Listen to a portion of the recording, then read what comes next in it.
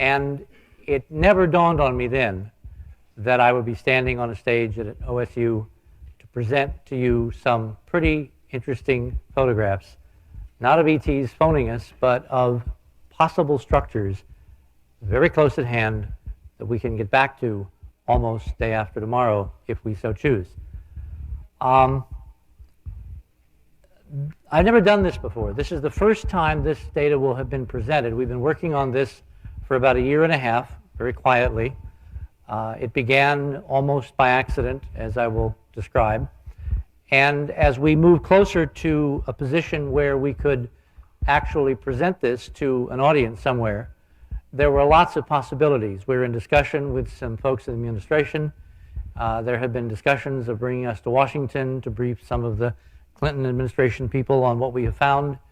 The time frame did not quite fit other schedules. So it fell by default, and a very wonderful default, I think, that we're going to unveil this information and these pictures, which are our pictures.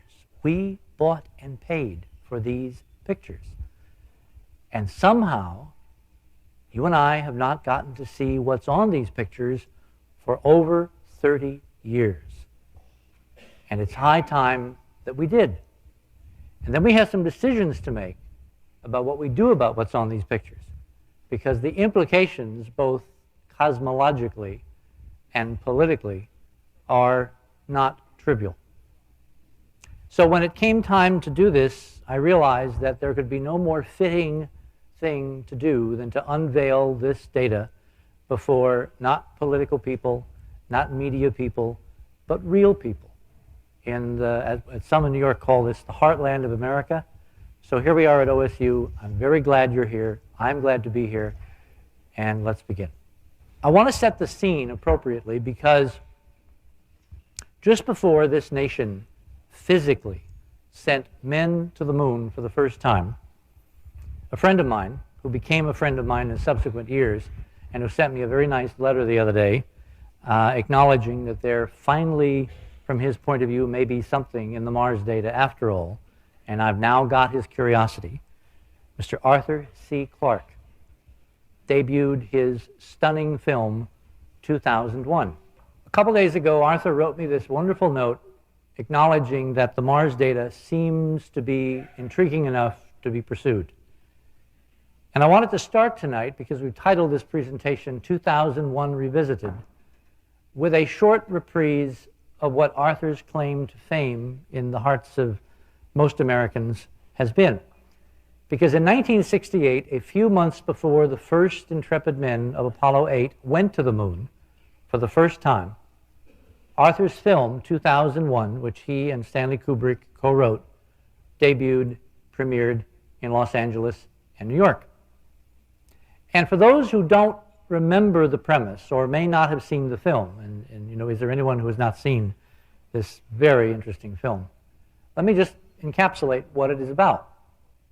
What it is about is that as part of space activities, the officialdom, the equivalent of NASA in the next century, finds an artifact on the moon as part of its manned missions. It then decides, because of social, political, philosophical, and religious implications, to withhold that information from the world for a long period of time. It excavates the artifact in secret. It brings a cosmologist who's head of the equivalent of NASA of the day all the way to the moon to look at the artifact with a cover story about some kind of disease or flu or something which has quarantined the base where the research is being conducted from. And in the penultimate scene in the film, you have these astronauts, spacesuited, projected ahead in time, because remember, this was done in the early 60s before we'd even designed the Apollo suits the astronauts were going to wear. You see these spacesuited individuals climbing down this ramp into this crater where the monolith, this 1 by 4 by 9 black slab, has been standing, waiting for over 4 million years. Now, if you think this is a foreshadowing of what you're going to see tonight, you will not be disappointed. Screen on, please.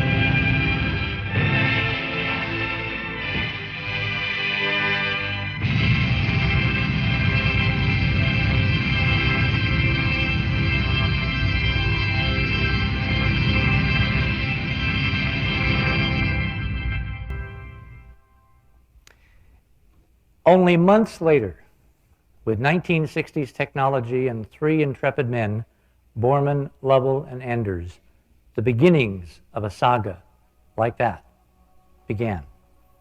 It lasted through 12 astronauts and not too many years. This is now the final mission, the Endeavour mission of Apollo 17. All too briefly, our foray to the moon, our exploring the unknown with people like Gene Cernan and Harrison Schmitt, was over, almost before it had begun, almost before we could turn around this nation which began a journey that was to last into infinity, suddenly stopped going. Coming in. There it is, proceeded. And there it is, Houston, there's Camelot. Wide off target. I see it. We got them all. 42 degrees, 37 degrees to 5,500. Stand by for some dust. Little forward, G. Little forward a little. 90 feet. Little forward velocity. 80 feet. Going down at 3. A little dust.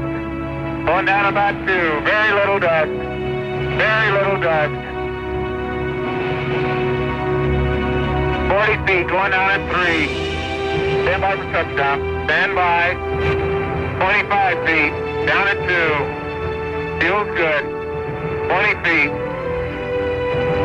Going down at 2. 10 feet. Contact. Push. Engine stop. Okay, Houston, the Challenger has landed. Roger, Challenger, that's super. Houston, you can tell America that Challenger is at Taurus Littrow. And on our television screens, for all those journeys, as the technology got very much better in a very short period of time, we saw live views of the moon. Pans of landscapes like this, pans that became so familiar that you can't turn on a commercial or see an historical clip or even watch late night television without seeing some frame that was taken during the Apollo missions to and from the moon. It has given us the impression that we know the moon like the back of our hand. It turns out that is only an impression. Because what we have now been looking at are photographs, data returned from several different types of missions over several different years, from 1966 through 1972. The Surveyor, the Lunar Orbiter, and the Apollo missions. And on each of these separate technologies, with different lighting, different geometry, different technologies themselves, we have found and corroborated what we're going to show you in the next few hours. We have found, apparently, the real moon, the moon that perhaps only a few inside NASA have ever really seen.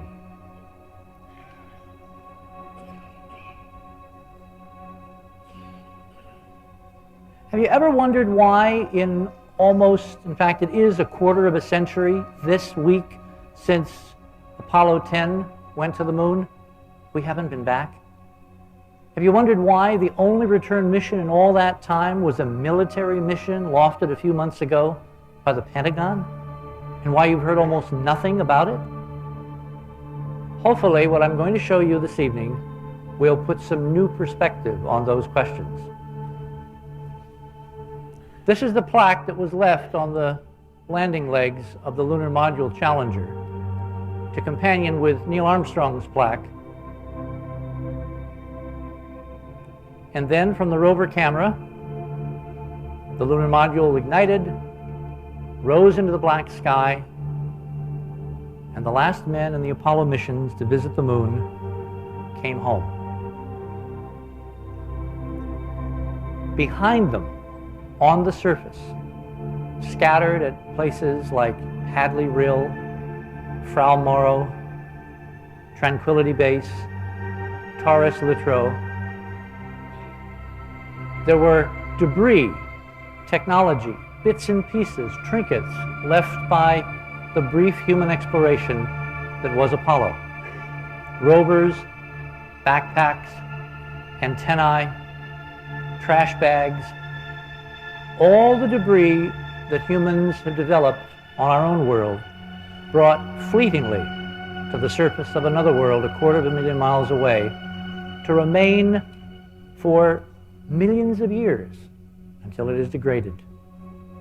Oh yes, and it must not be forgot that we've left one more thing: 6 flags. The flag of the nation which accomplished this extraordinary miracle sent 12 men where no one had gone ever before in all of recorded or unrecorded time, brought them all safely home, and then stayed home. It is so close and yet so far. It's 240,000 miles away, orbits roughly once every month, turns the same side toward the Earth all the time, so there's an Earth side and a far side, and we see roughly 60% of the moon, and the other 40% remains dark, never to be seen by the eyes of earthbound man or woman. In the late 1950s, 1958 to be exact, we, as a government, politically put together, under the leadership of President Eisenhower, a very unique agency in the history of the federal government, the National Aeronautics and Space Administration. This is part of the NASA Charter, which, among other things, mandates that the widest appropriate dissemination of the data gathered by NASA's activities be presented to the American people and through them to the rest of the world. This was an extraordinary achievement for government in the late 50s, because if you remember what was going on, if you remember from reading the history text, what you will note is that there was intense inter-service rivalry between the military services, Army, Navy, Marines, for who was going to control and be lead agency in the new fledgling ocean of space. It took a military man, President Eisenhower, to decide very wisely that instead of giving space to the Pentagon, space should be reserved to the civilian side. Space should be reserved to the citizens of the United States themselves. And that everything that was done under the aegis of this new civilian space agency should be open, above board, and freely available to one and all. On behalf of that charter, NASA has established, early on, a series of archives around the country. The most prominent archive, where we have now been able to obtain the photographs you're going to see in a few minutes, is the National Space Science Data Center located just outside Washington, D.C. What I'm going to show are images that we have secured through the National Space Science Data Center. We have analyzed, we have subjected to intensive computer image processing techniques and technology that literally was unavailable almost anywhere when these photographs were acquired over a quarter of a century ago. And these photographs are available to you. What I'm going to do is to give out the frame numbers so that you and others that may be hearing or seeing this will be able to go to either that archive or other NASA archives and extract the same data and make the crucial, pivotal comparisons to verify what we believe we found. There is a problem, however, because as a backdrop, behind the scenes, as those fine words were being written and the charter of NASA was being signed, there was a document, there was a study commissioned by NASA of a group of prestigious Americans from all walks of life: academia, politics, law, economics, etc. It is called Proposed Studies on the Implications of Peaceful Space Activities for Human Affairs. It was prepared by the Brookings Institution in Washington as a report to NASA, and subsequently was communicated on April 18, 1961, by NASA to the U.S. Congress Committee on Science and Astronautics of the House of Representatives of the 87th Congress First Session. It is also available in every federal archive, of which there are many. We found this copy in, kind of ironically, Little Rock, Arkansas.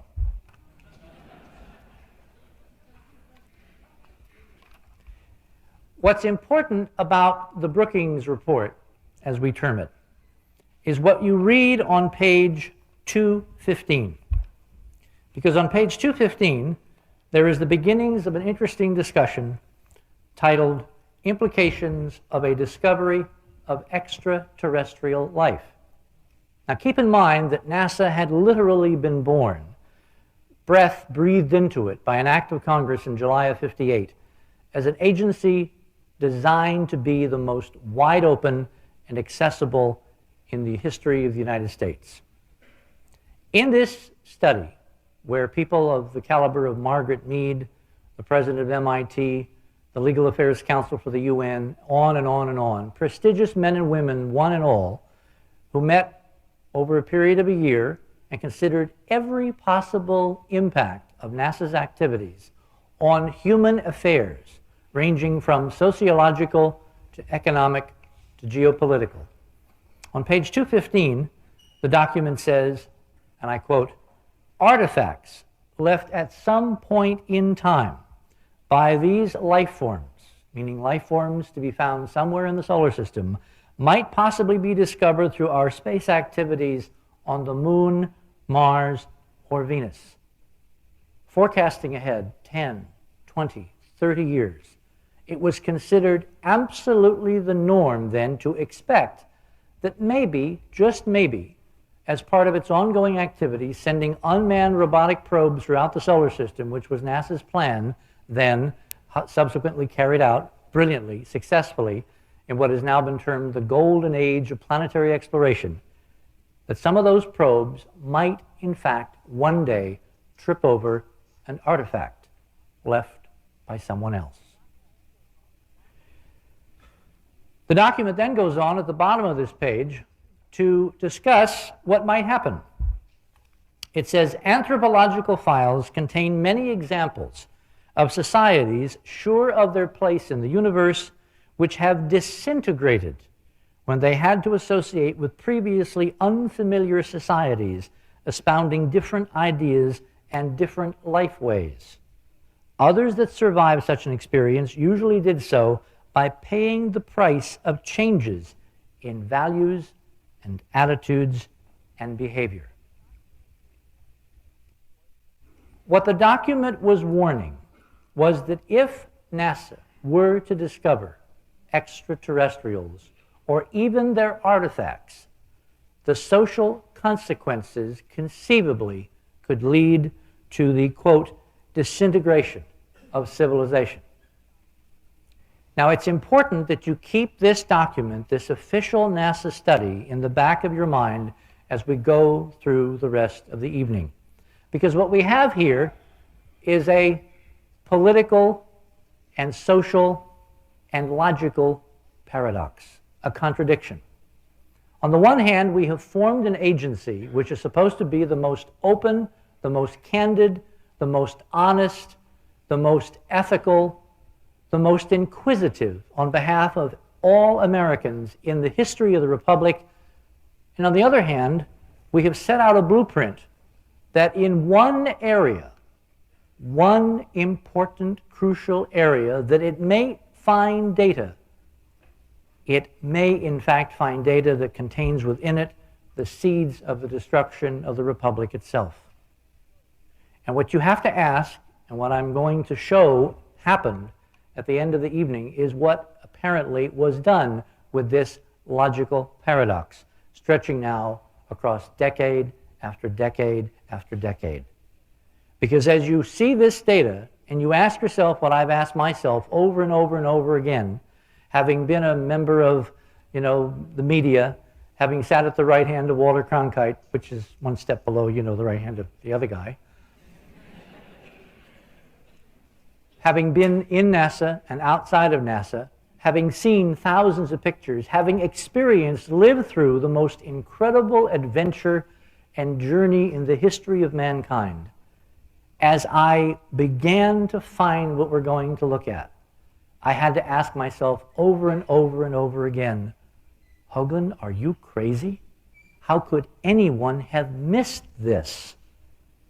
And the answer, I believe, will be found in this document. So I'm going to save the ending of the document, what the recommendations of Brookings to NASA back in 1959 were if NASA were to discover extraterrestrial artifacts, and proceed on with the story of how we got involved. Because our entry into this saga, this unfolding adventure, was relatively late. It wasn't until about 1983 that I became intrigued with this object, which, by the way, fits the parameters of the Brookings study. This could well be an artifact discovered by NASA, by Viking, in the course of its expanding unmanned exploration of the solar system, which could well indicate that somehow, somewhere, in some time, someone came before. Nothing unscientific, nothing outrageous, nothing strange, because NASA's own studies had predicted that we might find ourselves in this situation. Well, from my beginning naive involvement with asking and trying to answer the question, is this a real artifact? What happened was I wound up setting up several subsequent investigations, ranging from the independent Mars investigation to the Mars investigation group to now the Mars mission, all in an effort to inveigle scientists away from their day jobs to pursue something that may be a tad more important in the long run, namely verification that the human race is not alone.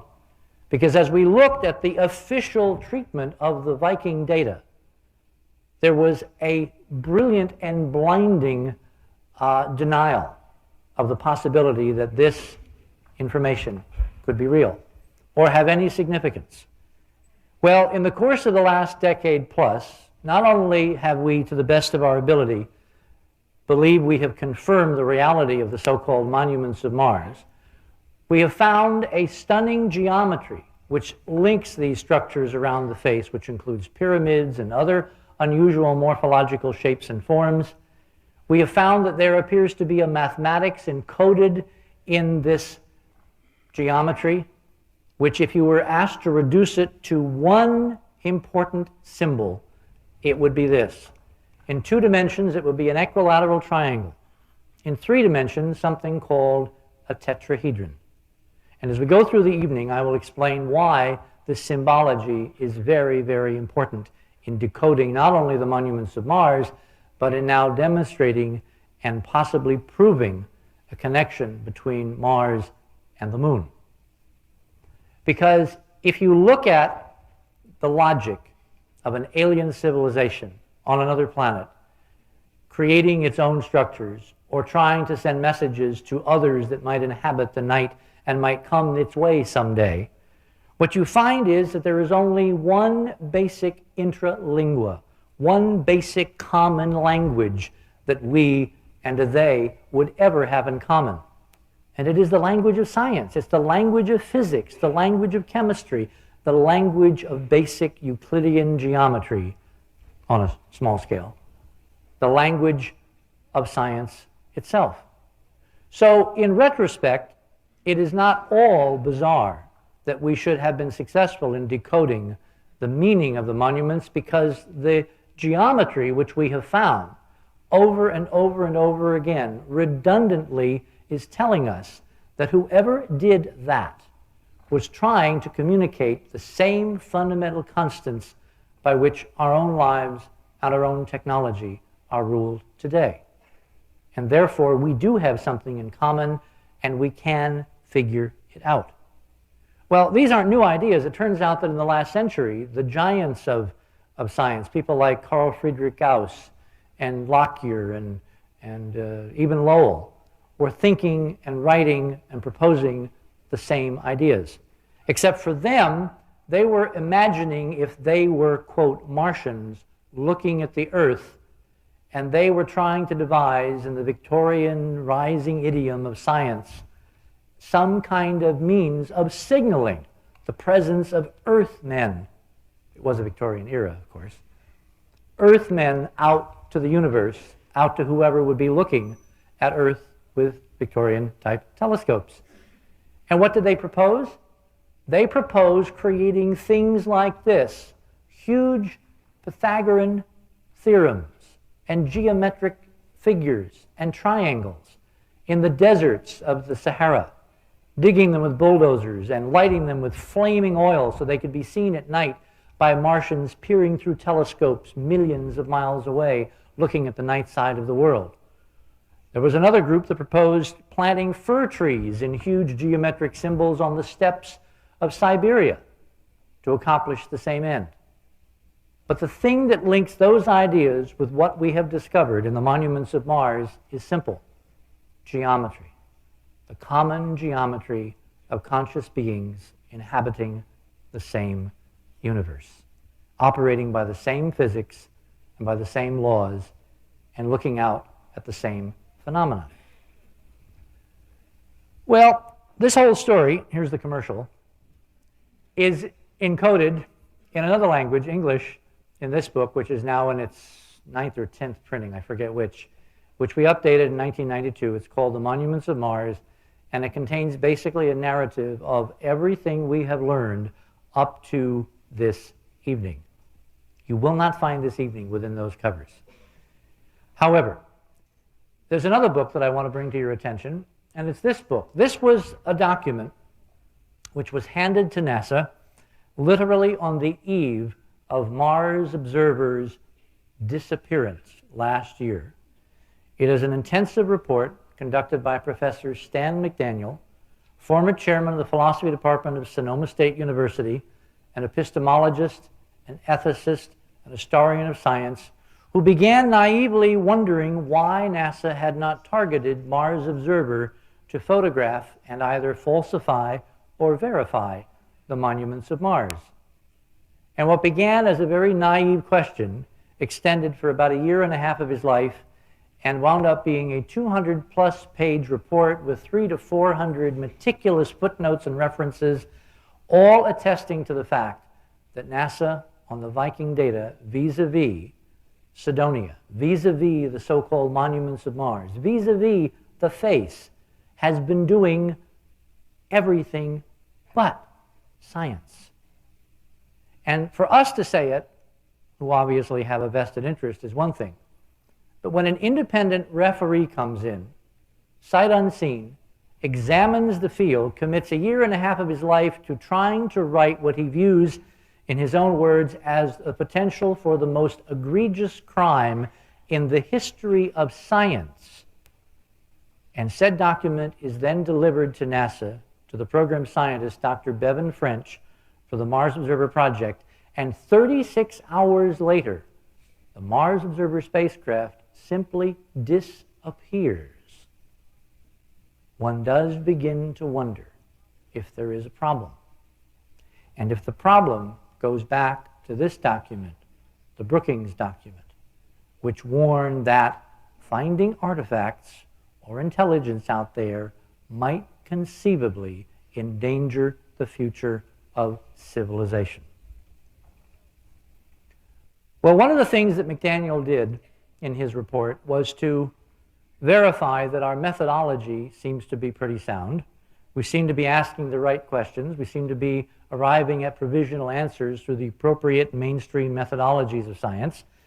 It's the kind of thing that obviously we could not have created. We had to wait for Stan McDaniel to basically put his shoulder to the wheel and do the independent work and discover that we, in fact, are doing what we should. Part of what we have been trying to do is to decode the meaning of the geometry, the meaning of the math involved in the relationships between those monuments. And one of the funny things that we have found, one of the absolutely unexpected things that we now think we have discovered and we're dying to get on with figuring out, is the possibility of a whole new physics decoded in this geometry and math. A physics which can successfully do everything from predict the latitudes of the major active centers on the sun. That string of brilliant lights in the northern and southern hemisphere of the sun, which are plages in the chromosphere and intensely heated regions in the corona just above the surface of the sun, shown in this false color X-ray view, those group along two key latitudes, which you're going to hear some more of later on this evening, 19.5 degrees north and south. As we pursued this idea of a physics, one of the things that came up over and over again was that the math and geometry between these objects on Mars was capable of predicting the positions of the most active energetic upwellings in planets all across the solar system.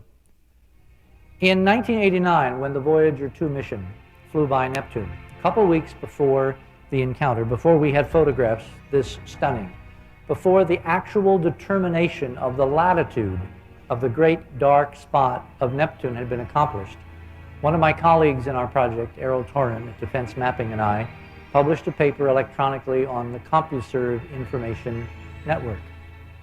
And we did it deliberately because we wanted to have on the record, before NASA announced it, our prediction of the latitude of the great dark spot and the magnetic polarity of Neptune based on our provisional understanding of this physics that we believed we were decoding. And we were successful. The great dark spot is at 19.5 south. And the magnetic field of Neptune is opposite the Earth's, although to a greater extent than we had thought at the time. What is important is that this is part of a trend. The great red spot, this vast vortex which is swirling around and around and around in the southern hemisphere of Jupiter, the great red spot, like the great dark spot on Neptune, the great red spot of Jupiter is, you guessed it, at 19.5 south. And we now believe we understand, because it seems that these huge cyclonic upwellings are part of an energy system contained within the planet which is obeying these new laws that we believe we're in the process of decoding and understanding and exploring. And the positioning of these vast vortices in a coordinate system which is tetrahedral. That is, if you put a tetrahedron in a sphere, where the points touch the sphere is where the energy upwellings will come up. And so far, we have not found an exception across the entire solar system to this prediction. And if you know anything about the Popperian model for science, you know that science is nothing if it's not specific numerical prediction. Well, we were able to extend the predictions to Io. Let's go back one. You notice there are two little glowing dots, one here and one over here. This is Europa, one of the inner moons of Jupiter, and this is Io. They're both about the size of Earth's moon. Now, Jupiter, on the other hand, is something like 10 times the size of Earth, 1,300 times the volume of the Earth. So these little moons are really, on this scale, moonlets, little grains of sand orbiting a giant, as opposed to our own moon, which we'll get to. I promise you, we will get to our own moon. Why is this important? Because on Io, signified by these brilliant bluish plumes, which are caused by little tiny particles scattering sunlight so that the plumes of volcanic emission appear blue for the same reason that the sky appears blue, because of what's called Rayleigh scattering of light. What Voyager found as it flew by in both the Voyager 1 and Voyager 2 mission is that Io has a series of intense volcanic emissions. 7 or 8 active volcanoes. Volcanoes that are so dramatic and so active and so violent compared to terrestrial standards that Io definitely contains the most violent geophysical, or is it iophysical, activity of any body in the solar system. Now, there is a standard model which says that this is caused by tides from Jupiter. Well, that's nice, but guess what? That model, which is the mainstream NASA model, cannot explain why the volcanoes are arranged on Io in terms of latitudes that conform to higher levels of the tetrahedral geometry and math. And our proposal, our explanation, very simply, can. A segue for the placement of these geophysical processes is the fact that on Io, there is a lot of energy coming up in a very violent fashion. One of the implications of the pursuit of this new physics is that we have discovered a virtually unlimited pollutionless energy resource, if you can find a way to harness it. The energy is coming, and I'm not going to describe the details of this because you can see it if you look at the UN briefing, or you can see it if you read the book. But the energy now appears to be coming from a higher dimensional set of space, n spaces. That is, n-dimensional sets, 4 space, 5 space, 6, and above, which are co-sharing this room with us even now, but are invisible because literally they are in another dimension. What the physics seems to be showing us is that there is a mechanism, a natural mechanism in our familiar 3-dimensional existence for tapping higher energy realms of hyperdimensional physics. And if you can tap those, if you can provide a conduit so that the energy will cascade downhill, heat flows from hot to cold, it never goes from cold to hot. If you can set up the proper conditions so the energy flows into our familiar 3 dimensions, what you discover is that worlds such as little Io will literally turn themselves inside out in a few million years, spewing prodigious amounts of energy into space over and over and over again. Jupiter, Saturn, Uranus, and Neptune, the 4 giant planets of the solar system, have been known since the 1960s to all be radiating more energy out than they are getting from any known or modeled source. Jupiter is radiating about 1.7 times more energy, Saturn about 1.8, Uranus about 1.2, and Neptune a whopping 2.7 to 3 times more energy coming out than is flowing in from the sun itself. And you can't get around it by saying, oh, there's radioactive stuff going on in there, or oh, the planet is shrinking, or oh, the helium is dripping, or any of the models that are out there, because it turns out when you look at the numbers that those models simply don't really work. As Ross Perot has said, and I'm going to repeat a couple times tonight as I show you the details, the devil is in the details, because it's the details that allow you to discriminate between various ideas, various models. So what are we left with? We are left with a physics that apparently is successfully able to predict planetary activity, the locations of phenomenon on the surface of these spinning worlds, ranging all the way from the placement of sunspots and solar activity on the sun, all the way out to the last planet currently in the solar system, the planet Neptune. Now that is a pretty amazing track record for a theory derived from a set of objects on a planet that should not exist. Because remember, this all came from our decoding of possible artifacts on the surface of the planet Mars. Now the neat part about this is that it's all checkable. It's all testable. It's all verifiable. All one has to do is be willing to cast your prejudices aside, to stand back in a little humility and a little awe, and simply begin to do the homework. For 18 years, since NASA took the photographs of the monuments of Mars, NASA has not publicly done any of the homework. That has fallen to a small but growing team of outside researchers who have tried to pursue good science while both metaphorically and in some cases otherwise being shot at. Which brings us to the moon. The Earth-Moon system is unique. My late friend Isaac Asimov has called this a double-planet system. The reason is that the Earth, roughly 8,000 miles across, is orbited once a month by an object that is roughly 2,000 miles across, roughly 1/4 of its size. Remember, the ratio of Jupiter and Saturn and the larger planets and their moons is grains of sand orbiting huge beach balls. So the first thing we start out with in looking at the moon is its uniqueness in terms of its size relative to its primary, relative to planet Earth. But things quickly get more interesting. As we begin to look at the moon, one of the first things you have to remember, of course, is that you're only going to see this side. This is the Earth side. There is, by the way, no dark side. I don't know where that ever got started. Every spot on the surface goes dark for 2 weeks because you have 2 weeks of day and 2 weeks of night.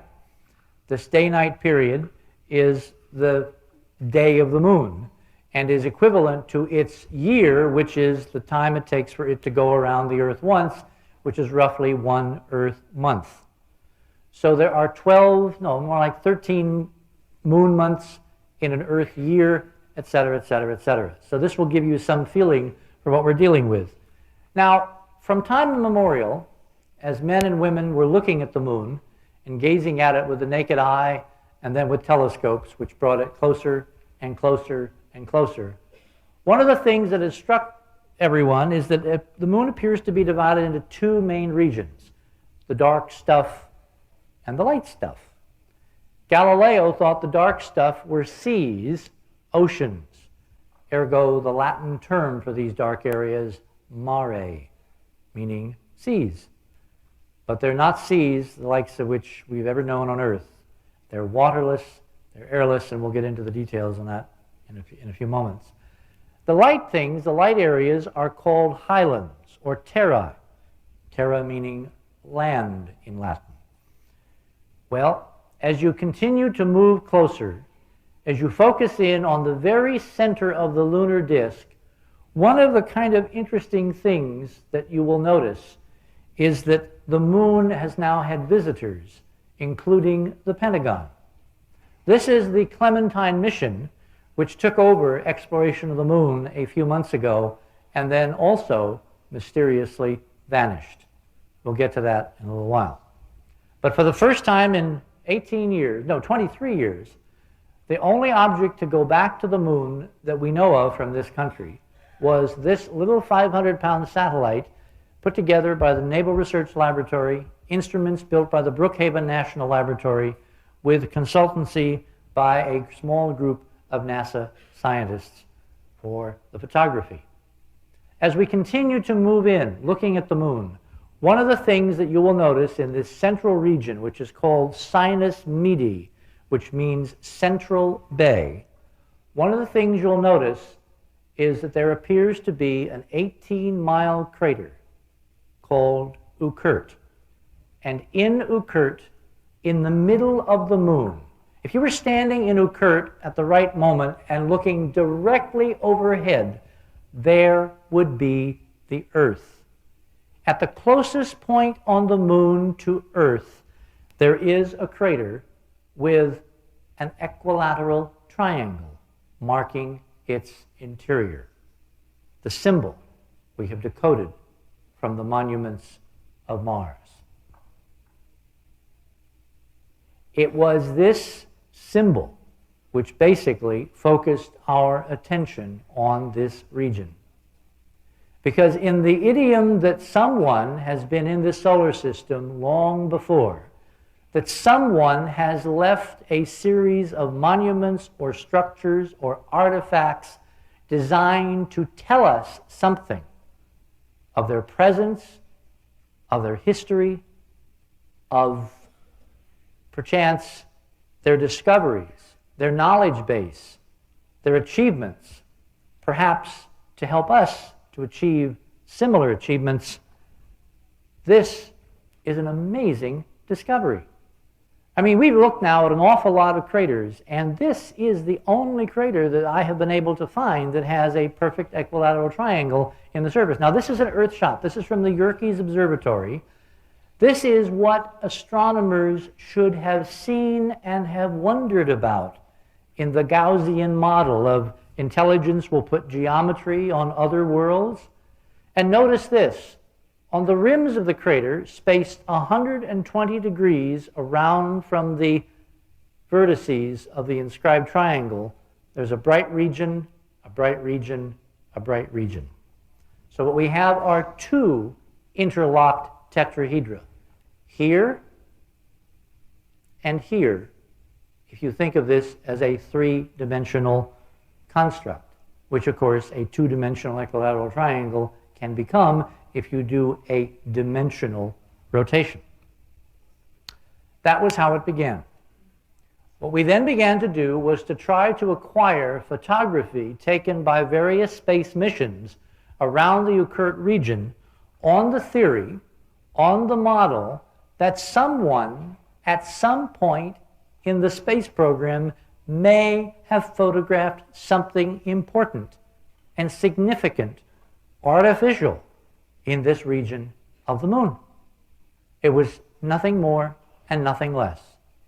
Now, it's really unusual and odd and wondrous that the crater we found with this symbol is the crater that, under certain times of the month, is literally right under the sub-Earth point. And you could look directly overhead and see the Earth as a 2-degree spinning sphere. So what we began to do was to look at a series of NASA data. There were 3 missions that I was focusing on. One was data collected by this spacecraft. This is the Lunar Orbiter series. I'll describe the technology of Lunar Orbiter in some detail in a couple of minutes. It photographed the moon from the mid-1966 to late 1967. It actually took film to the moon and scanned the film and then read it back to Earth. Then there was Surveyor. This is Alan Bean standing next to Surveyor. This gives you an example of the scale. Surveyor was our first successful unmanned spacecraft to land on another world. It stood about the height of a man. It contained one very important television camera, which looked out about the height of a man and scanned the horizon and the sky and the ground. It carried a sample arm to dig trenches. It carried retro rockets to land softly, electronic boxes, solar panels, high-gain antenna. It was our first robot explorer from the surface of another world. And on Apollo 12, the second Apollo mission, NASA directed the lunar module to land near Surveyor to bring back pieces for analysis of what would happen to terrestrial materials exposed for 31 months to the lunar environment. And then, of course, there was Apollo itself. Apollo, which was a remarkable achievement in the history of mankind. More men and women focused in a brief period of time on a single project of unimaginable scope, successfully achieving it, and all without firing a shot. What I want to do for a moment here is to take you back in time. I want to show you the world on which you live.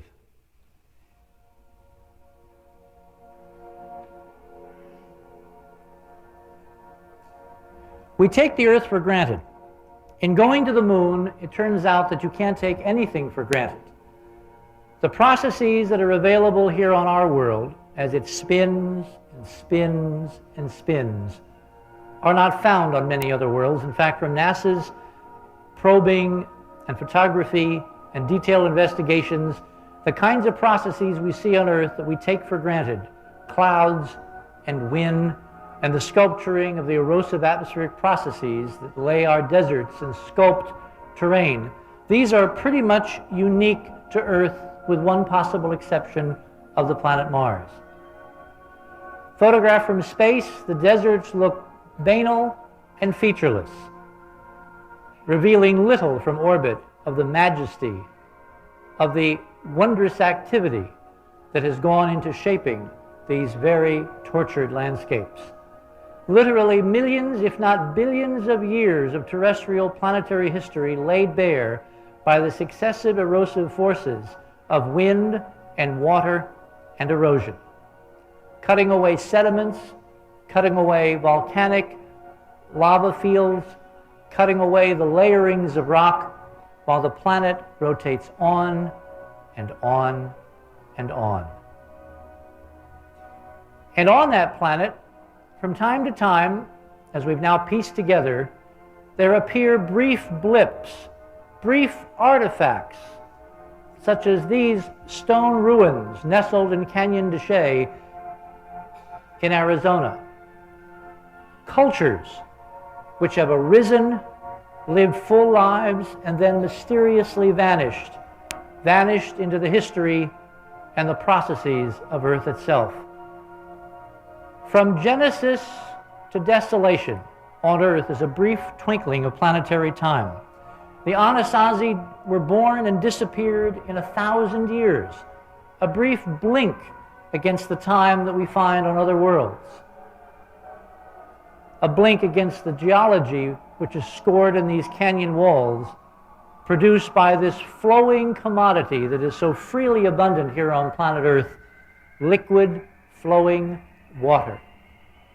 Without water, there is no life. Without water, there is no geological life, because it is the water itself in its hydrological cycle of evaporation and rainfall and erosion which creates these splendid, stunning landscapes which stand in stark contrast to man's first look at another landscape, airless, barren, cratered, silent, desolate, waiting for the first human footprints that would betoken that we finally had left our mother world and journeyed to the moon.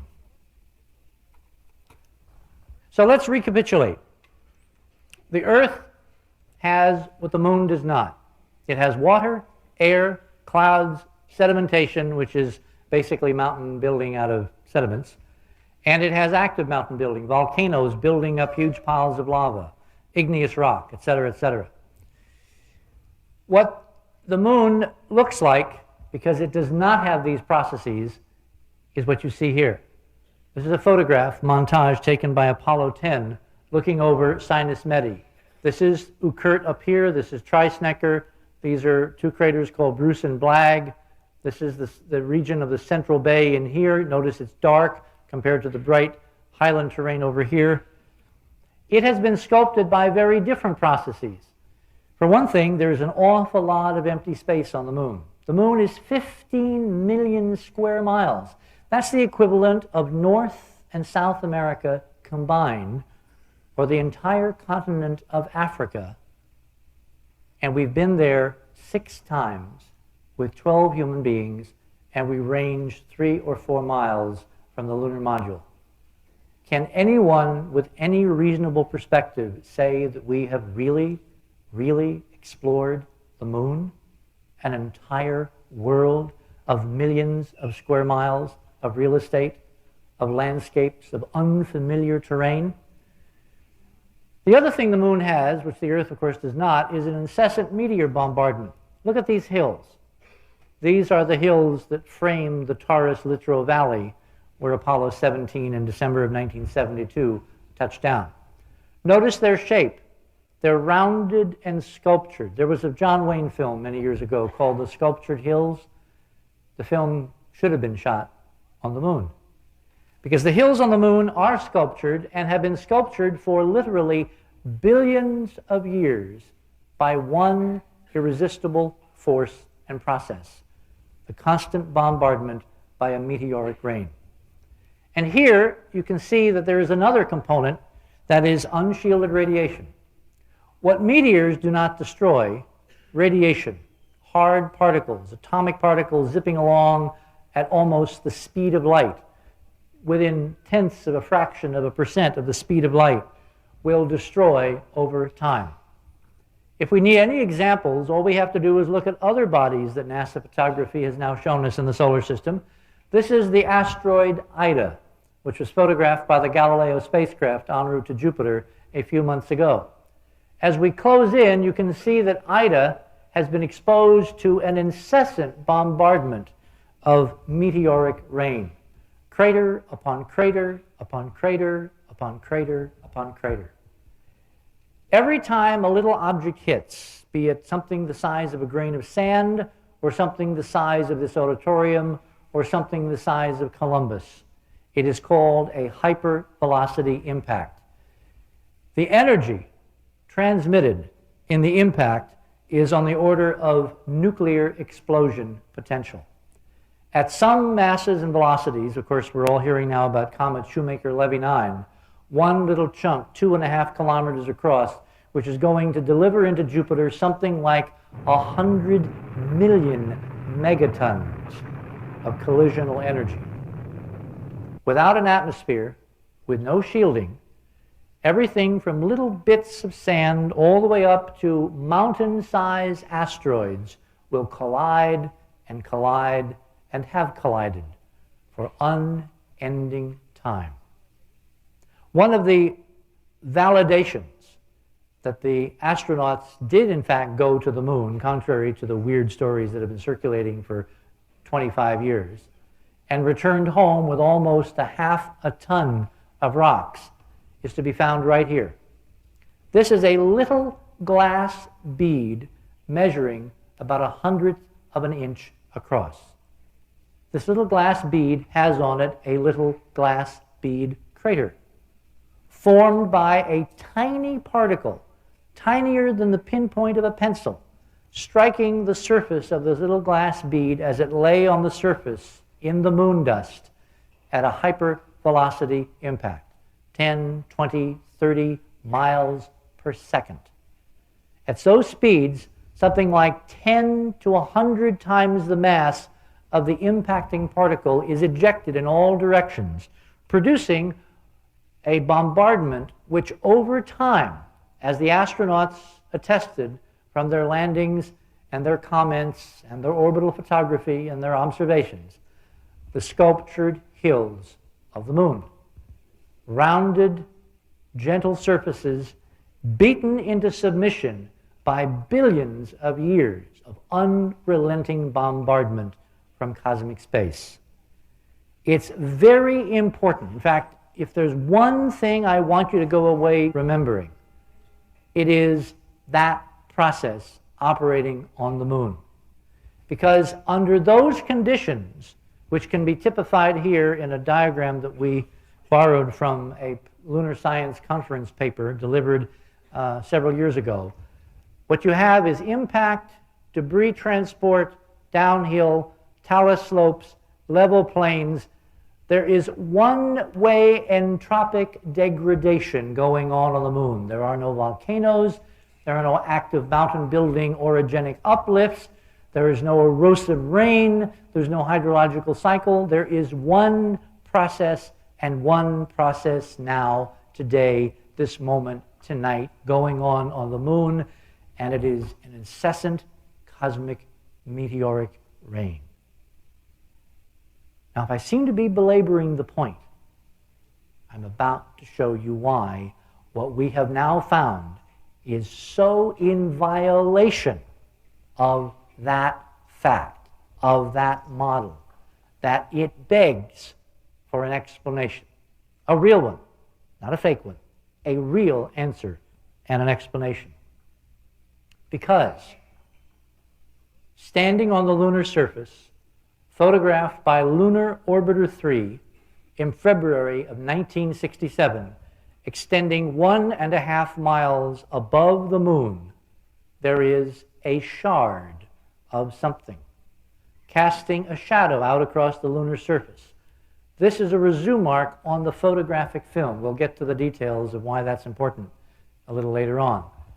The fact is that under the standard model of the moon, under the incessant bombardment which has cratered every object we have photographed all across the solar system, this object literally cannot exist. There's nothing to have formed it, and if some freak of nature had created it billions of years ago, when the astronauts' moon rocks tell us the last datable geological activity from within the moon took place, the billions of years of incessant bombardment should have obliterated it from the landscape. It should not be standing as a spire, a kind of a dumpy spire, 1.5 miles above the moon. Now, how do we know that it's 1.5 miles above the moon? This is where things will begin to get a little technical. So please hang with me. These are footprint maps from the Lunar Orbiter mission series. What you see here is basically the middle of the moon. This is the current sub-Earth point. Ukurt is right up here out of frame, all right? And what you see are maps showing the projected viewing angles of photographs taken by the Lunar Orbiter series during its, about 1.5 year mission of all of the spacecraft that flew from Orbiter 1 to Orbiter 5.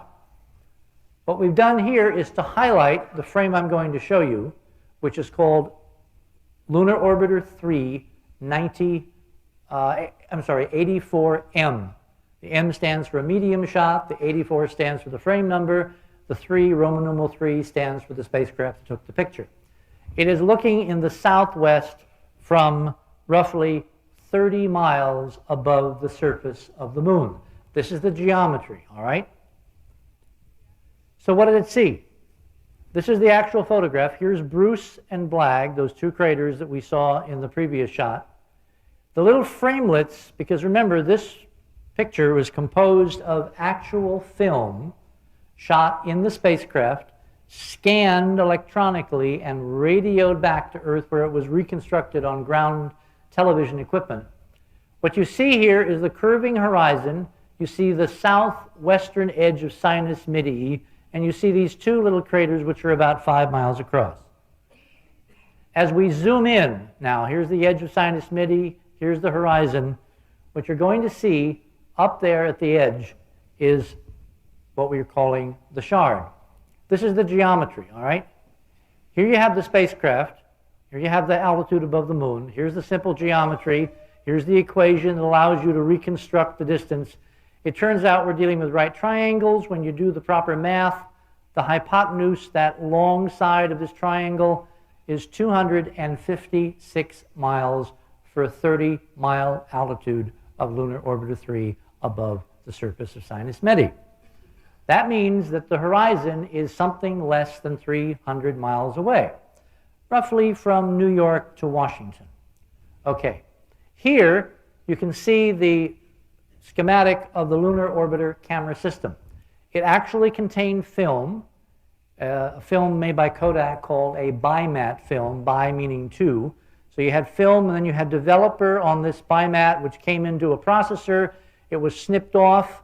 It then went up here. It was read out electronically, put on a take-up reel. It had two cameras that took photographs side by side, a 3-inch lens and a 24-inch lens. The resolution looking at the horizon of the 3-inch lens was on the order of maybe a football field or two. The resolution of the narrow-angle camera would be roughly 8 times better.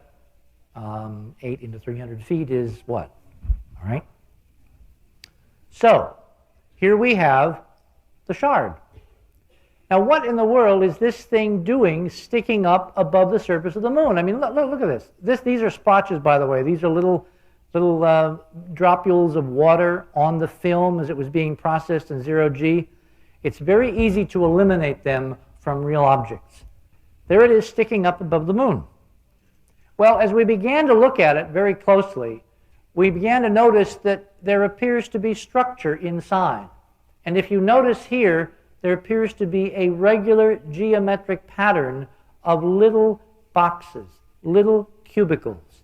And they appear to be eroded as if you had a kind of a crystalline surface which you had beaten and beaten and beaten to death with some kind of erosive mechanism, and it is whittled away, and in parts you can actually look into the interior and see cubical regular divisions inside in the shadows.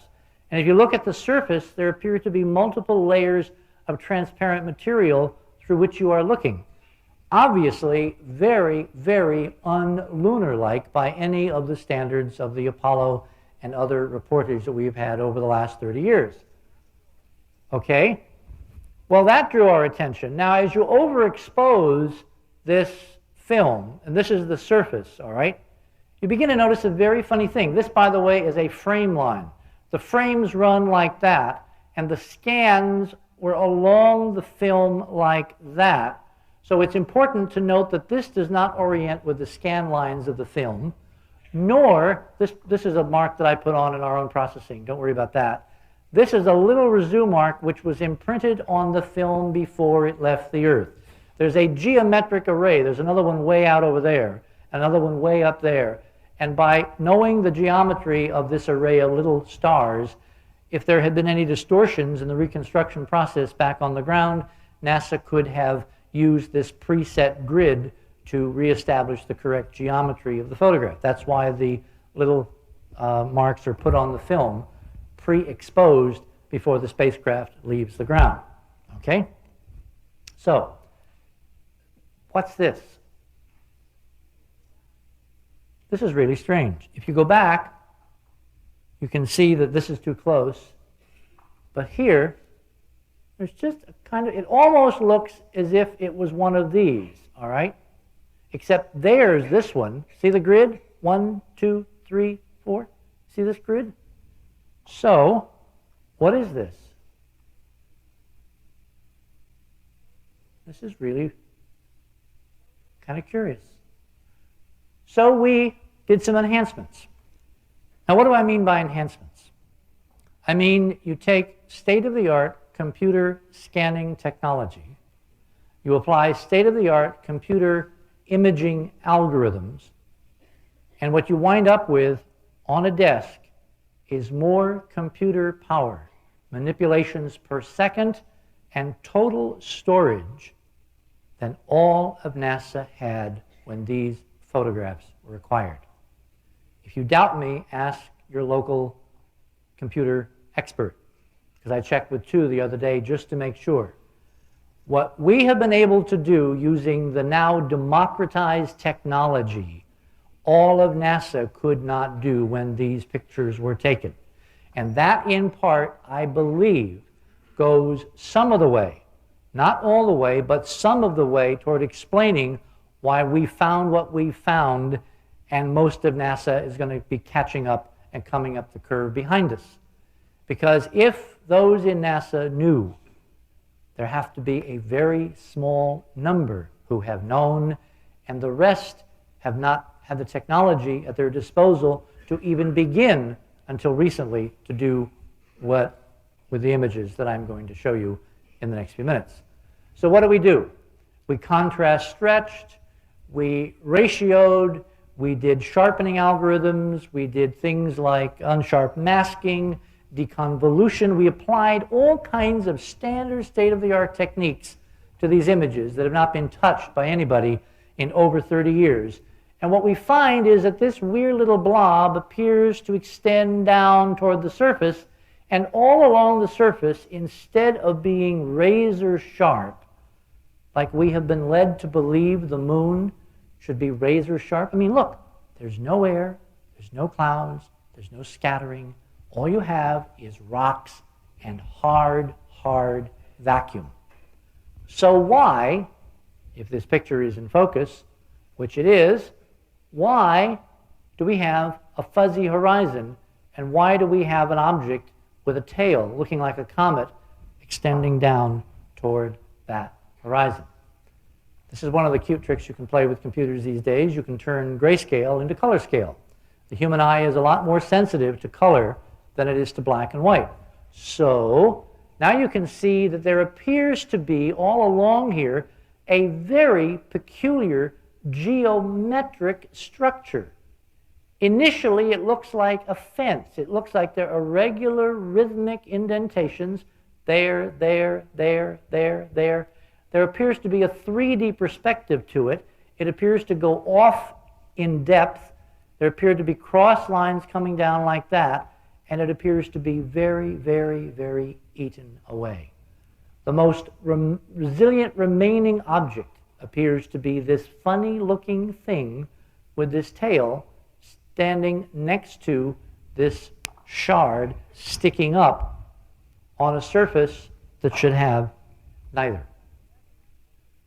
Now, as we got better at the processing, as we began to really fine-tune the details of exposure and grayscale and gamma and all these tricks you can play with images, we developed some pretty interesting images, and you can now see that this light to dark to light is an artifact of the processing. It really should be light all the way down to the surface. Okay, you'll see this in every process NASA image. It's standard for this kind of technology. But what's interesting is that this thing appears to have a 3D structure. You can see that there's alignment here, there's one here, and there's one here. It's almost like this thing was on a tripod. And then as you get near the top, there appears to be more alignments. There appears to be a central core, and up at the top there appears to be now very interesting internal geometry. Remember, we're dealing with an absolutely airless vacuum. There is nothing in space above the moon. You're looking at something that is at a minimum 250 miles away if it's at the horizon, and at that distance, if you do the proper calculation, this thing is standing up against the sky something like 5 or 6 miles above the moon. And it has geometry.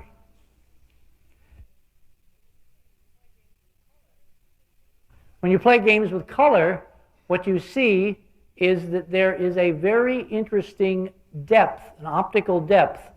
The inner parts, which are the brightest, red is bright, yellow is less bright, greenish is less, violet and maroon is even less. In other words, the density of color, the brightness of color, the color of the color corresponds to a brightness of the light bouncing around in this thing. The brightest parts are not on the surface as you would expect if this was a piece of rock. They're inside. This is very consistent with the idea that we're looking at some kind of crystalline object, some kind of glass-like object, which, like a diamond, is trapping light inside and is brightest where the material is optically most dense and has the most reflective planes. Now that's interesting because that turns out to be the inner parts. Well, thinking of these planes as meteor bumpers or meteor shields, if this is a real structure, and if it has been eroded and eroded and eroded by constant meteoric bombardment over billions of years, then that's exactly what you would expect. Tall cubical structures extending 5 to 7 miles above the moon's surface, composed of some glass-like, highly reflective, highly scattering, highly light absorbent material, literally has no place on the moon. The moon as we were given. Now, for those who are going to say, aha, but you've only got this on one picture, Hoagland, it's probably just a defect. Hold on. This is now a close-up. This has been produced or processed by a new technique, a new image processing technique called fractal processing. I will not describe fractal processing, but it is literally the latest state of the art. It has been adopted by the U.S. Army for all their image processing. We are in discussion with the company that provided them with their software. They provided us with our software. If the Army trusts what they're seeing on their pictures, why should we not trust what we're seeing on our pictures? You see the logic here? Anyway, here we have a really remarkable object. I hope you understand how phenomenal and anomalous and bizarre and wondrous and magnificent and any other adjective I can come up with this thing is. This should not exist. This is a megacube, roughly a mile across, composed of smaller cubes which have been beaten to death by meteors. You can see lineal planes and fractures. You can see transparent material veiling other material. You can see that this is part of a larger structure with little bits of glass or something scattering light in a geometric pattern. You can see internal consistency. In other words, you're seeing something that by everything we think we know should not be there. But it is. And the closer you get, the more the detail you can extract. Now, we think that the ultimate resolution is just about reached here, although we could probably go another factor of 2 if we had enlarged the prints by a significant size change that we were unable to do simply because of physical processes in the focal length of the lens that was being used. But what we're seeing is a multiple scattering surface with light coming in, bouncing around. The sun, by the way, is almost directly behind the camera. This is direct bounce back, and I'm going to have a slide here momentarily to show you what we're talking about when we talk about multiple scattering, because the geometry of how light moves between the sun, the surface, and the camera in each of the technologies that we're using is very important to figuring this out. So, have I bored you with enough photographs of the cube sitting on top of the tower? All right, this is the final one. This now is the color of the fractal. You can see that there is geometry within geometry within geometry. There are planes in here reflecting light, scattering light. They are apparently very well preserved, as you would expect if they were in the middle of a structure which has protected them from meteor bombardment because they're at the center. This thing must have been much larger, and it must have been whittled away by erosion and erosion and erosion. And on the moon, the only erosive process is that incessant meteoric rain, hypervelocity impacts. Now, what in the world, geologically, could cause a structure like this to be raised 5 to 7 miles above the moon and then persist for billions of years against this incessant bombardment? Is it conceivable that the moon that we think that we know, this moon, the moon of gently sculptured hills, the moon that was very carefully shown to us by NASA on television, and in the handful of pictures that have been released out of the literally millions of pictures taken of the moon, when was the last time you saw a new lunar picture?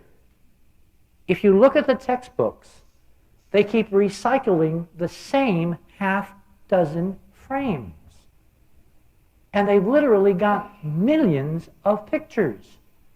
Doesn't anybody wonder why we haven't seen a lot of pictures? Is it because the moon is all like this, dull and boring?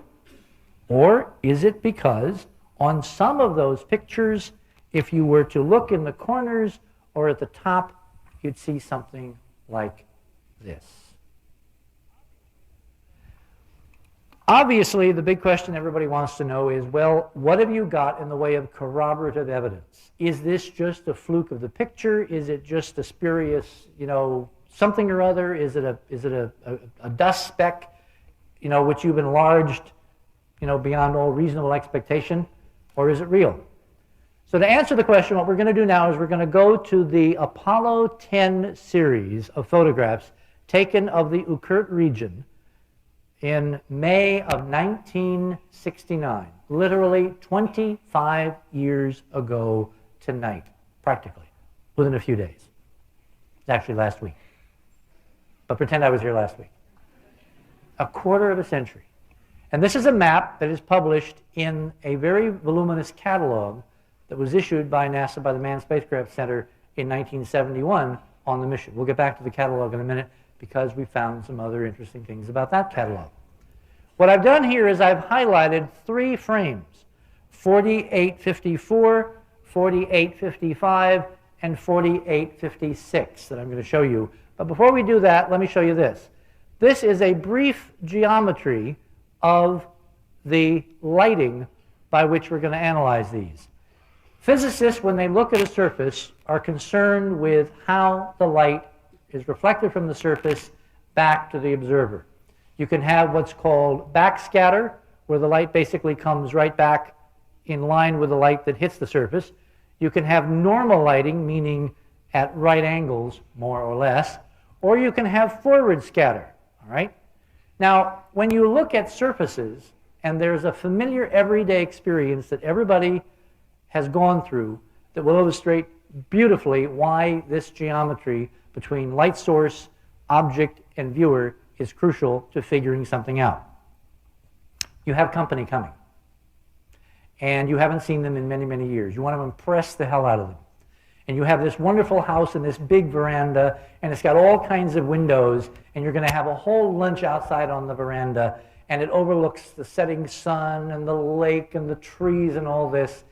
And as the company is driving up, you can see the sun beginning to come down past the awning, and you're looking out through the glass, and you realize you can't see anything because you forgot to wash the windows. This is an example of forward scattering. The sound of footsteps, rapidly heard in the background, is the sound of people scattering because they don't want to face the company coming up the walk to see the cruddy windows.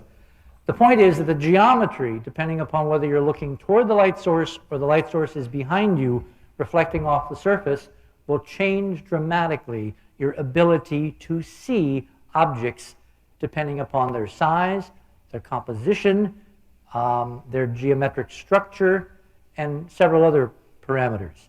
So the scattering geometry is really crucial in any detailed analysis of these objects. This now is 4854. This is an Apollo photograph taken by an astronaut in the command module looking out the window with a handheld Hasselblad camera with an 80mm lens. There is a piece of 70mm film, very high resolution Ektar-based Kodachrome aerial reconnaissance film in the camera. This is the kind of film that was in the U-2s that Kennedy used to make the decision on the Cuban Missile Crisis, except in this case, you're orbiting 70 miles above the moon, twice the altitude of the lunar orbiter, and you're moving in this direction toward this terrain, actually at about an angle like about that, and in the forward window, out on the horizon, on the terminator, because this is now day and this is night, the moon is rotating toward you, so this is the dawn line. The light is creeping this way at about 20 miles per hour. You could walk and keep up with sunrise or sunset on the moon if you were in a spacesuit. This little guy right there is the cube on the tower. Now you'll notice that there are other weird things in this picture. In fact, there's a whole kind of fuzz along the horizon, and this area here is really fuzzy, and the fuzz is and is not connected with bright little islands. It appears to have a mind and life of its own. Now, first of all, what in the world is causing that? Obviously, we've overexposed this photograph a lot. We pushed the photo to the limit to find out what's down in the faint shadows. And what we're finding is that there is crud in the shadows that should not exist. Remember, there is no air, no water, no clouds, no hazes, nothing on the moon except a hard vacuum. So what is scattering this light in backscatter back toward the spacecraft orbiting toward it 70 miles above?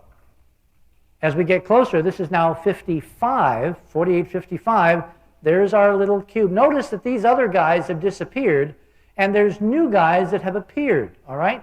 And there also appears to be a very faint geometric structure of regular horizontal and vertical lines. And keep in mind, this is not an electronic image originally. It is a handheld photograph. It is not a lunar orbiter picture. It is an Apollo image taken by an astronaut. And yet there appear to be some kind of regular geometry in this region where our plot, our geometric plot, says these Apollo photographs had to overlap the region of the tower and the cube. All right? Now here's 4856. Now here is our little guy again. Notice there are some straight spiky things. There is a strange arrangement of little... Now, you might say, okay, that's lint. These are lousy photographs.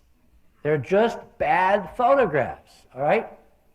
But lint does not possess a geometric pattern. What you want to look at here in the next montage is this. What we've done now is we've arrayed these three pictures. This is 48, 54, 55, 56. Notice this bright spot here. And here you can see that it's still there. And here it has gone away, all right? There is our little guy, the cube. You're getting closer.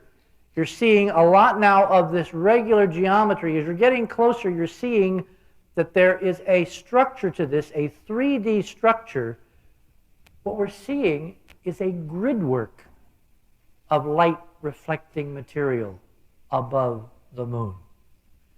And remember, this is a completely different lighting geometry, time of day, technology, mission, and viewing angle from the similar grid-like structure we saw on the lunar orbiter photograph of the tower and the glass cube on top of it, taken from this direction, looking at about a 45-degree angle.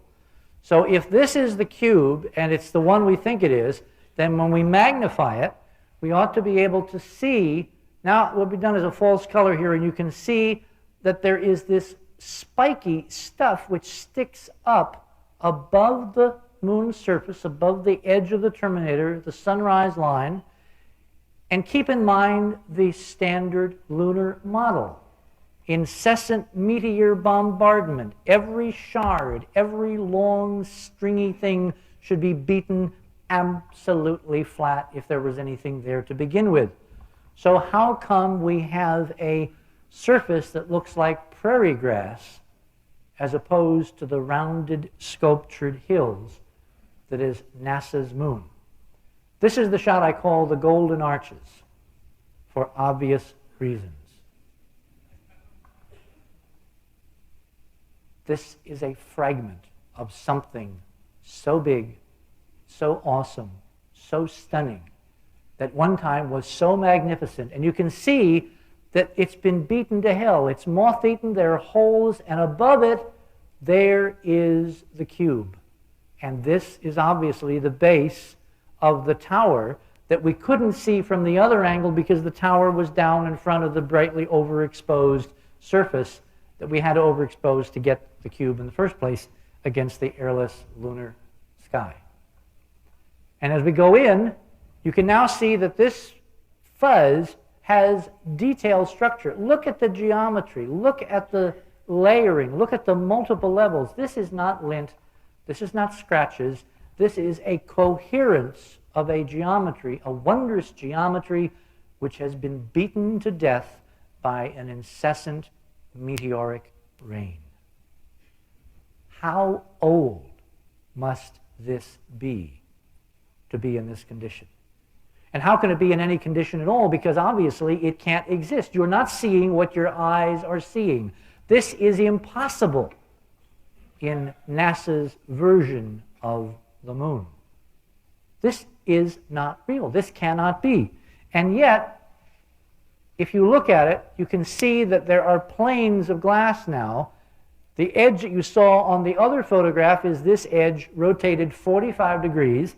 We didn't have time, but by the time Dr. Mark Carlotta, who was one of our imaging specialists, and several others get finished compositing these views together with state-of-the-art 3D computer graphics technology, which is available almost now on any desktop, can you imagine what it will be like to fly 360 degrees around a glass tower rising 7 miles above the moon? The space program begins anew tonight. If this can be confirmed, if people can, through the internet, find the photographs in their own archives, in the photos that were freely given out by NASA 30 years ago, when the system was founded on the charter and was honest, the space program can begin anew. And we can stop marking time and waiting in the shallows while some timid bureaucrats wrestle with the dilemma of how to really tell us what they really found upon the moon. This is now the color stretch, so you can see, again, the internal geometry is extremely consistent and it's a cube. I mean, what can I say? You're looking at an incredible glassine cube. Now, this is what I call the hex. We went through several stages of processing, and the hardest part of this, and the reason why most of NASA's imaging people and scientists, I think, have not seen this, is because we are dealing with glass. And before you think I have completely flipped my noodle, I'm going to quote to you a very famous NASA study, soon to become more famous, where NASA itself has decided that when it someday gets around to going back to the moon and building a lunar base, guess what they think they're going to build it from? Lunar glass. It looks as if someone may have slightly beaten them to it. Now, what you can see here is symmetry, which I literally did not see until we did this processing about 48 hours ago. Look at this. Curve, curve, indentation, indentation, out, out, in, out, out, out, out, out, in, and then these lines radiating like a huge cone. Remember that tripod this thing is standing on, like this? This looks like it was some kind of operations central, because it was very elaborate, it was very protected, and what we're seeing, again, in the model of constant, incessant, meteoric bombardment, is the inner protected parts of something that must have at one time been much bigger. How much bigger than 7 miles in the sky can you get? Now, before you think that we have lost everything, when I did the UN speech a few months ago, 2 years now, just before I walked on stage, someone called the Secretary General's office and claimed that a man from Mars was speaking downstairs. I was apprehensive that someone would call the university and say that a lunatic was coming on stage here tonight, but I guess they're not. Anyway, before you think that I am a lunatic, let me talk to you about Frank Lloyd Wright. In the 1930s, Frank Lloyd Wright proposed building a mile-high skyscraper built out of concrete and steel and glass. In the 1930s, with 1930s state-of-the-art technology. Now, he was proposing doing this on planet Earth, where you have 1g, gravity, okay, where you have wind loading, thunderstorms, volcanoes, earthquakes, all kinds of vicissitudes for engineering. What could Frank Lloyd Wright have done given the airless lunar environment? No earthquakes, stable surface, no hurricanes, no wind loading, where nothing happens except the constant, incessant meteoric rain. This is going to become our mantra for tonight. Frank Lloyd Wright could easily have thrown a skyscraper 6 miles tall up into the lunar skies because gravity on the moon is 1/6 that of Earth. Well, if these guys were a little bit smarter and had access to something, a little bit tougher than concrete and steel. By the way, do you know why glass is one of the preferred materials on the moon in the NASA studies? It turns out that under airless and hydrous, that means waterless, lunar conditions, glass has the structural strength of steel. Just take away the water and the crystal defects go away, and there are some models that say that the stuff should be of the structural strength of steel. Well, if 60% of the surface of every silicate planet is silicon and oxygen, which produces quartz, which is basically sand, which is basically glass, you can see why this became the building material of choice. There's lots of raw materials. Now, are we talking about, kind of high-tech mohawks? No.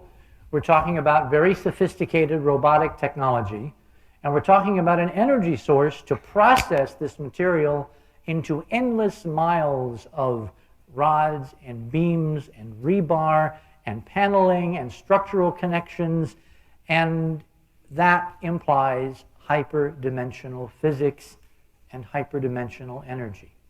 In other words, if this is true, if this is in fact a real discovery of momentous proportions, artificial structures immensely old constructed by someone a long time ago on the moon, then it is in essence confirmation of the model developed through the monuments of Mars of hyperdimensional physics and energy and the use of those to process unlimited resources.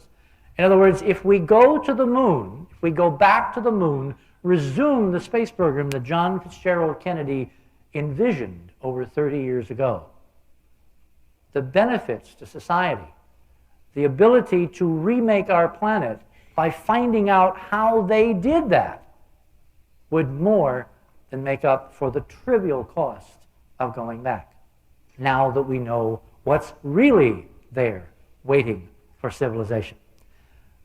This is now 4856. Here's Bruce and Blagg.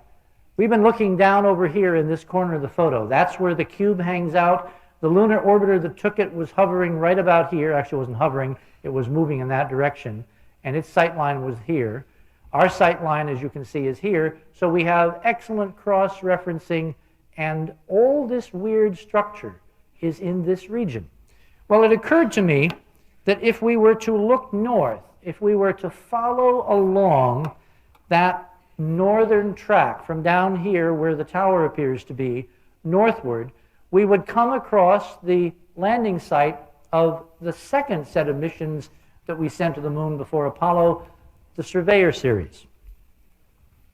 So we did.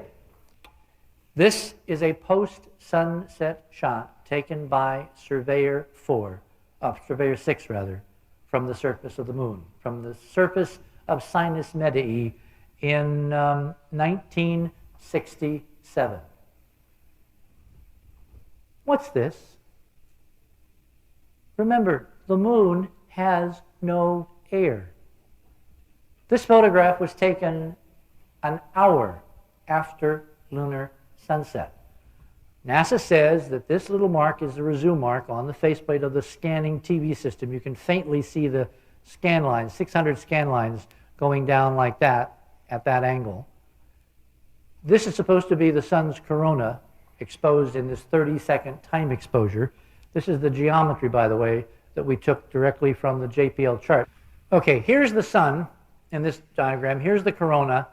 This is from JPL Tech Report. There's the number 321262, published in 67, I believe.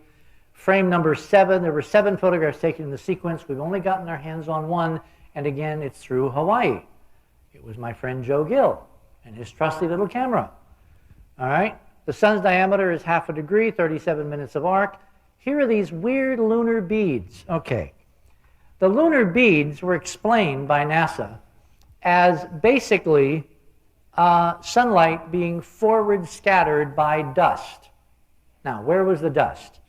In their model, the dust was hovering several inches above the surface of the moon. What was holding up the dust? Electrostatic fields.